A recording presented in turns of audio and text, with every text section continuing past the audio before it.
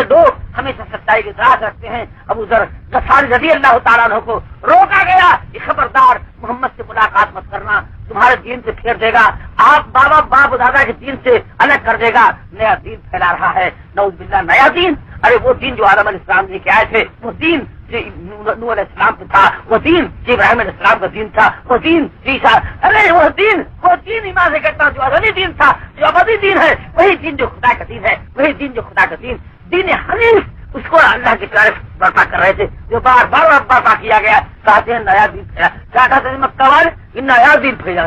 نیا دین نہیں جی، وہ دین جس دین کو مٹا دیا گیا تھا، جس دین کو پامال کیا، اسی دین کی اشاعت کر رہے تھے. اللہ کے پیارے جب روکا گیا تو کیا ہوا؟ روکا گیا تو کیا ہوا؟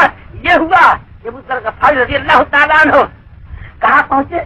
چھپ کے گئے مکہ، چھپ کے گئے مکہ. میں کہتا ہوں جو سمجھدار لوگ ہیں، جو حق کو تلاشنے والے ہیں، چھپ کے گئے مکہ. اور 3 دن تک حضرت علی کے مہمان رہے. جلدی سے کہہ رہا حضرت علی کے مہمان 3 دن تک رہے. 3 دن کے بعد حضرت علی رضی اللہ عنہ سے پوچھا. انہوں نے جب پوچھا کہ کہاں آئے ہو، دل پانے کے بعد کہا کہ میں محمد کی تلاش میں ہوں صلی اللہ علیہ وسلم کی. وہ ملتے نہیں، وہ ہیں کون؟ اس لیے کہ حضور عام لوگوں کی طرح تھے، پہچاننا آسان نہیں تھا تو اور ان کا نام لینا مشکل تھا، نام کوئی محمد کے لیے پتا ہی پڑ جائے، ایسی صورتحال تھی. تو حضرت علی نے کہا میرے ساتھ چلنا، میں پیشاب کے بہانے بیٹھ جاؤں، کسی شک ہوگا بیٹھ جاؤں گا، تم چلتے رہنا، میں محمد کے پاس صبح کو جاؤں گا وسلم کے. ابو ذر غفاری رضی اللہ تعالیٰ عنہ جب حضور کے سامنے پہنچے، تاریخ بتاتے ہی دور سے دیکھا چمکتے ہوئے چہرے کو، روشن چہرے کو، لائٹ چہرے کو، نورانی چہرے کو، نبی کے چہرے کو، اللہ کے پیارے کے چہرے کو جب دیکھا، ابو ذر غفاری رضی اللہ تعالیٰ عنہ دور سے دیکھا، پکار کے کہہ دیا، دل پکار اٹھا، آواز نکل گئی، اشہد ان لا الہ الا اللہ واشہد ان محمدن عبدہ ورسولہ. کیا کہا ابو ذر غفاری نے؟ کسی جھوٹے کا چہرہ اتنا روشن ہو نہیں سکتا، کسی جھوٹے کا چہرہ روشن ہو نہیں سکتا. میرے دوست سے پڑھ کے دیکھنا، جھوٹے کا چہرہ روشن ہو نہیں سکتا. ابو ذر غفاری نے فیصلہ کر کے بتا دیا کہ اتنا روشن چہرہ محمد کا، اتنا چمکتا ہوا چہرہ ان کا، ہر کسی جھوٹے چہرہ ہو نہیں سکتا. اسی روز دل سے پڑھ لیا لا الہ الا اللہ محمد رسول اللہ. میں کہاں دیکھا چلا جاؤں؟ موسیٰ علیہ السلام نے کہا اس قصائی بھائیے سے کہ میں تیرے ساتھ چلوں گا. چمکتا ہوا نبی کا چہرہ دیکھا، روشن چہرہ جب دیکھا تو بڑا خوش ہو گیا. کون بیٹھا ہوا ہے جو ایسے چہرہ والے کو پا جائے، چمکتے ہوئے لوگوں کو پا جائے تو کون نہیں اپنا مہمان بنائے گا. خوش ہو سے ایمان زکریا جس کے گھر ٹھہر جائے. ابھی ہمارے دوست ناراض ہو رہے تھے کہ مولوی صاحب کیا ہم لوگوں سے اتنا بیر ہو گیا ہے، یہیں آتے جاتے ہیں، کوئی رات ہمارے یہاں ٹھہر کے بتا دیتے کہ ہم دوست آپ ہیں. دوست پور والے کے دوست ہم ہیں، جبکہ دوست پور والوں ہی سے دوستی قائم کر کے آپ علاقے بھر کے دوست ہوتے جا رہے ہیں. کیوں دوست پور والوں کی دشمنی آپ بتا رہے ہیں؟ کیوں نہیں ٹھہر جاتے؟ تو معلوم یہ ہوا انشاءاللہ تعالیٰ ایسے لوگوں کو روکنے کی سب کو تمنا ہوا کرتی ہے. میں اپنے کو نہیں کہہ رہا ہوں، ہاں اتنا ضرور کہوں گا کہ موسیٰ علیہ السلام اس ساتھ لے جاتے ہوئے اس قصائی کو فخر محسوس ہوا. کیا کہا؟ یہ ضرور میرے ساتھ آپ چلیے. لے گئے اپنے گھر. میں بتانا یہ چاہتا ہوں کہ موسیٰ علیہ السلام کو یہ معلوم کرنا تھا یہ قصائی کا عمل کیا ہے. جنت میرا ساتھی رہے گا، میرے ساتھ رہے گا، میرے جوڑ کا بنے گا، میرے برابر کو ہو کے رہے گا. آخر کیا عمل ہے؟ تو موسیٰ علیہ السلام کا بیان ہے کہ وہ لے جا کے مجھ کو اپنے گھر بیٹھا دیتا ہے، مجھ کو بیٹھا دیتا ہے.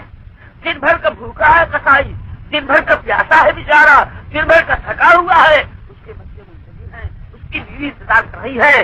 نہ بیوی کے پاس گیا، نہ بچوں کو اس نے دیکھا، نہ پانی اس نے پیا، نہ کھانا اس نے کھایا، نہ آرام کے لیے لیٹا. مگر ہاں موسیٰ علیہ السلام کہتے ہیں کہ میں نے دیکھا کہ چلتا چلتا کہاں گیا، ایک چارپائی کے قریب گیا. اس چارپائی میں بڈھی عورت لیٹی ہوئی تھی جو آنکھ سے نابینا ہو چکی تھی، ہاتھ پیر شل ہو گئے تھے، اٹھا بیٹھ نہیں سکتی تھی. کیا کیا اس قصائی نے؟ کیا کیا؟ اس عورت کو اٹھایا، اس عورت کو اٹھایا، سنداس میں لے گیا، اس کے بعد نکال کے آیا، وہیں لٹا دیا.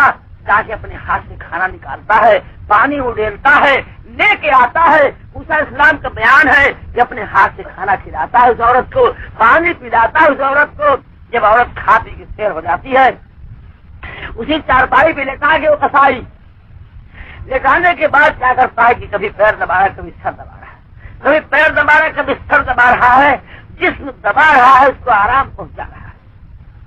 جب بڑی دیر ہو جاتی تو عورت دعا دیتی ہے، عورت دعا دیتی. موسیٰ علیہ السلام سن رہے ہیں. موسیٰ علیہ السلام کو بیان ہے یہ عورت دعا دینا شروع ہوتی کہ پیارے اللہ، اے میرے پیارے اللہ، اس میرے بیٹے کو جو دن بھر کا بھوکا ہے، جو دن بھر کا پیاسا ہے، جو دن بھر کا تھکا ہوا ہے، جس کی بیوی منتظر ہے، جس کے بچے انتظار میں ہے، ہے پیارے اللہ، جو بیوی کی طرف نہیں گیا، بچوں کی طرف نہیں گیا، پانی کی طرف نہیں گیا، کھانے کی طرف نہیں گیا، آرام کی طرف نہیں گیا، اے پیارے اللہ، جو میرا حق دے رہا ہے، اس میرے بیٹے کو جس نے مجھ کو کھلایا پلایا، جو میرا جسم دبا رہا ہے، جو میرا حق دے رہا ہے، پیارے اللہ، اس میرے بیٹے سے راضی ہو جا اور اس میرے بیٹے کو مرنے کے بعد، قیامت کے بعد جنت الفردوس میں موسیٰ علیہ السلام کے ساتھ نصیب فرما دے۔ پیارے اللہ، اس میرے بیٹے سے راضی ہو جا اور میرے بیٹے کو موسیٰ علیہ السلام کے ساتھ نصیب فرما دے۔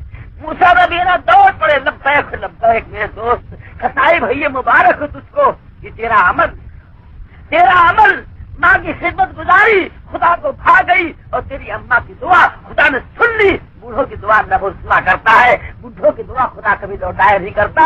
اے میرے قصائی بھیا، تیری اماں کی دعا خدا نے سن لی ہے، اور تیرا یہ عمل دن بھر کی بھوک پیاس سے تو نے ماں کی خدمت کو قربان کر دیا ہے، خدا سے راضی ہو گیا ہے۔ آج ہی کوہ طور پہ اللہ نے مجھ کو بتایا ہے